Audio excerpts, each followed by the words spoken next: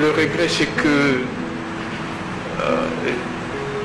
je n'ai pas réussi, on n'a pas réussi à transformer l'homme congolais. Une bavure dont il pouvait bien se passer. Très mal inspiré, Joseph Kabila insulte les Congolais. Un dérapage qui ne sera jamais oublié par des femmes et des hommes qui l'ont vu venir des montagnes mystérieuses de Ewabora et des forêts sans nom en boîte en caoutchouc et qui lui ont accordé l'hospitalité et bien plus encore. Il se désole de n'avoir pas réussi à changer l'homme congolais, mais quelle insolence, quel mépris. Il devrait plutôt dire sa reconnaissance de la manière dont le Congo l'a changé lui-même pour qu'il ressemble au Congolais. D'un chef d'État immature, balbutiant, ne sachant même pas lire dans la langue officielle du pays, marmonnant comme un enfant dans les plus grandes assemblées du monde. En ce moment où je prends la parole pour la première fois dans les conseils de sécurité, je garde en mémoire la date historique du 24 janvier. Son Excellence le Président Mzee Laurent Désiré Kabila, se fondant sur la résolution 1234 du 9 avril 1999. Des Congolais ont fait de lui le type arrogant et condescendant qu'il est devenu aujourd'hui. Le regret, c'est que je n'ai pas réussi, on n'a pas réussi à transformer l'homme congolais. En ce moment où je prends la parole pour la première fois, se fondant sur la résolution 1234 du 9 avril 1999.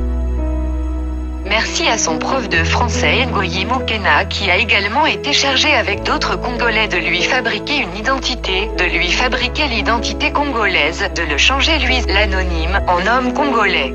En katangais, et non l'inverse qu'il veut revendiquer et regretter aujourd'hui. De lui trouver jusqu'au poste, non, jusqu'au patelin, jusqu'au village. Il voulait avoir quelqu'un qui construise son image ici, comme Katangais et comme fils de Mzee. Vous pouvez poser la question au président actuel, le surnom de Kabange, il est venu d'où? Quand il nous a dit qu'il était jumeau, et qu'on lui a dit ici chez nous, c'est Kyungu et Kabange, vous êtes pris, il était Kabange. Je vous dis pourquoi j'ai été nommé. Je vous dis que j'avais une mission ici de créer avec tous les Katangais la paternité de Joseph. Et ça, c'est une mission que j'ai réussi. J'ai créé avec mes vice-gouverneurs, avec tout le monde, les Mouillés, chez compagnie, les Rondes, les Louba, le Pont. On donne à Joseph son patelin. Le regret, c'est que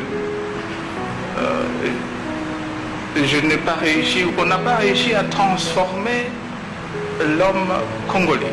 Vous pouvez poser la question au président actuel, le surnom de Kabange, il est venu d'où? Quand il nous a dit qu'il était jumeau, et qu'on lui a dit ici chez nous, c'est Kyungu et Kabange, vous êtes pris, il était Kabange. Voilà comment, avec arrogance, il remercie ceux qui lui ont donné une identité, une image, un style, un aspect, un pays. Sorti très mal inspiré de celui que les Congolais ont transformé en eux et qui, paradoxalement, regrette de n'avoir pas réussi lui à les transformer. Mieux vaudrait en rire. Comme Jean-Pierre Bemba il y a quelques jours, Moïse Katumbi est lui aussi sorti de son fief de Lubumbashi pour répondre à l'invitation du chef de l'État. Le leader d'Ensemble pour la République a d'abord eu un aparté d'un peu plus d'une heure avec le président de la République avant les discussions élargies à ses collaborateurs. Celui qui doit son retour au pays au processus démocratique enclenché par le président de la République n'a pas fait de grandes déclarations à la presse. Je suis venu voir le président de la République pour les consultations. D'abord, je suis venu voir un frère. Et le plus important, je crois, d'ici peu, quand il va terminer les consultations, vous saurez ce qu'on a discuté avec le président de la République. Des grosses pointures de la politique congolaise, il en fait aussi partie. Gabriel Kyungu Akumanda, qui ne voile plus son soutien à Félix-Antoine Tshisekedi Tshilombo, n'a fait que confirmer à l'autorité suprême ses profondes convictions. Qu'est-ce que vous cherchez à savoir? Vous connaissez ma position? Vous connaissez la position de la formation politique que je dirige, l'UNAFEC. Je suis tout simplement venu transporter et comment dirais-je, transmettre le grand soutien de la population, du peuple de l'UNAFEC à travers toute la République en général, et particulièrement le Katanga, qui est le peuple qui a décidé d'accompagner le président de la République afin qu'il ne puisse pas trahir la cause de la population. À la question de journalistes sur son avis à propos de la coalition FCC Cash, le président national de l'UNAFEC a dit constater, comme plusieurs Congolais, l'échec de ce mariage. La FDC alliée, un autre regroupement majeur de la sphère politique congolaise, a été reçu ce samedi par le garant de la nation.